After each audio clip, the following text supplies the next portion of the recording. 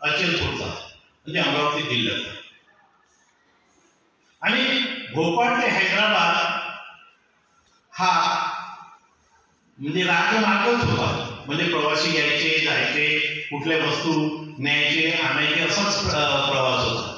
आणि तुम्ही द ठग नावाचा एक चित्रपट बघितला असेल आमिर खानचा, कोणी बघितलाय? नाही.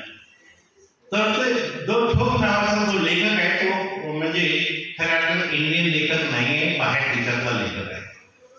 आणि त्या लेखकाने बऱ्याच म्हणजे गोष्टी लिहून ठेवल्या. पण मग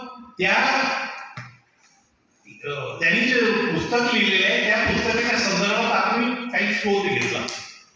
आणि शोध घेतल्यानंतर असं लागलं म्हणजे दिसून आम्हाला आलं की या कालखंडामध्ये म्हणजे जवळजवळ 1890 पासून ते 1920 या कालखंडामध्ये, त्याच्या आधी ते होतं पण त्याच्यावर कुणी भाष्य केलेलं नाही, पण या कालखंडामध्ये चोऱ्या म्हणजे ठगवण्याची प्रवृत्ती होती किंवा प्रवृत्ती होती ती फार मोठ्या प्रमाणात होती.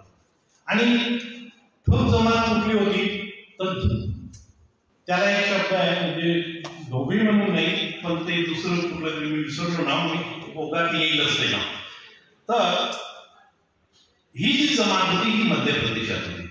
आणि हे लोक काय करायचे, जे व्यापारी म्हणजे भोपाळवरून म्हणजे अचलपूरवरून मग नंतर यायचे वाशिम वगैरे मार्गे हैदराबादला जायचे, तर या मार्गामध्ये ते यांच्यासोबत असायचे, यांच्याजवळ काही पैसे ठेवायचे. आणि यांचा इंडिकेट म्हणून एक लाल रुमाल गळ्यात असायचा. प्रत्येक हाताचा लाल रुमाल हा गळ्यामध्ये असायचा. आणि गळ्यामध्ये असल्यानंतर ते म्हणजे काही लोक म्हणजे पुढच्या टप्प्यावर राहायचे, कारण रात्री म्हणजे 15 किलोमीटर 20 किलोमीटर प्रवास केल्यानंतर ते थांबायचे. आणि थांबल्यानंतर तिथे एक ग्रुप असायचा लाल म्हणजे रुमालचा, ते तिथे राहायचे. आणि एक पाठीमागे राहायचा, एक त्याच्या पुढे राहायचा. आपल्याला या व्यापारी लोकांचा खून कुठे करायचा आहे हे आधीच प्लॅनिंग असायचं. आणि आधी प्लॅनिंग असल्यामुळे ते काय करायचे म्हणजे पुढल्या बरोबर एक जाऊन म्हणजे हे झोपले की एक गेला की म्हणजे 15 किलोमीटर रात्री चालत जायचं आणि ते उद्या येणार आहेत म्हणून सांगायचं. आणि गावाच्या बाहेर, कारण त्या काळामध्ये गावामध्ये ते राहत नव्हते, बहुतेक म्हणजे प्रवासी व्यापारी हे आंब्याच्या जो बन असेल किंवा आंब्याची जी बाग असेल त्या म्हणजे त्या काळातली, तर त्या बागेमध्ये राहायचे किंवा तिथे झोपायचे, जेवण वगैरे करायचे, स्वयंपाक करायचा, म्हणजे हा सगळा प्रयोग तिथे चालायचा. आणि एकदा बादशहाचा भाचा आणि त्याच्याबरोबर 7 त्यांचे सैनिक आणि त्याचबरोबर त्या भाचेची बायको इतकी सुंदर होती, कारण ज्यावेळेला मी ते शाळेत चित्र वगैरे बघितले त्यात लक्षात आलं की म्हणजे मोस्ट ब्युटिफुल लेडी म्हणजे असं म्हटलं जायचं त्या काळामध्ये भोपाळला.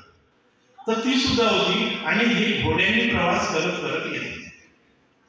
आणि हे आल्यानंतर एक नदी आहे म्हणजे महाराष्ट्र आणि मध्य प्रदेश याच्या मध्यभागी, त्या ठिकाणी यांचा विसावा होता. आणि विसावा असल्यानंतर त्यांनी ती सगळी माहिती पुढच्या यांना पुरवली होती. आणि तिथे त्यांचा रुमालांनी खून केला.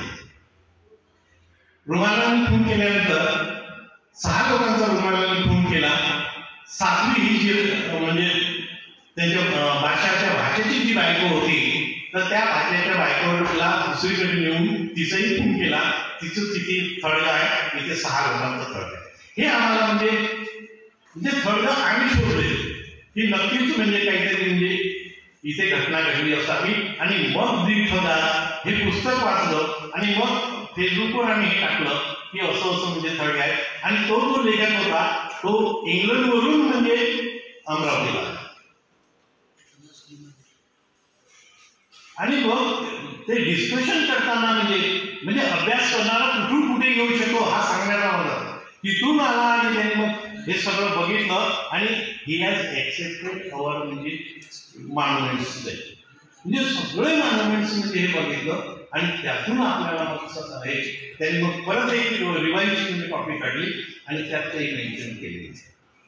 म्हणजे एखादी गोष्ट आपण गृहीत धरली आणि गृहीत धरल्यानंतर आपण पुढे पुढे कसं जाऊ हे बघायला पाहिजे. आणि अलीकडचं म्हणजे मी उदाहरण सांगेन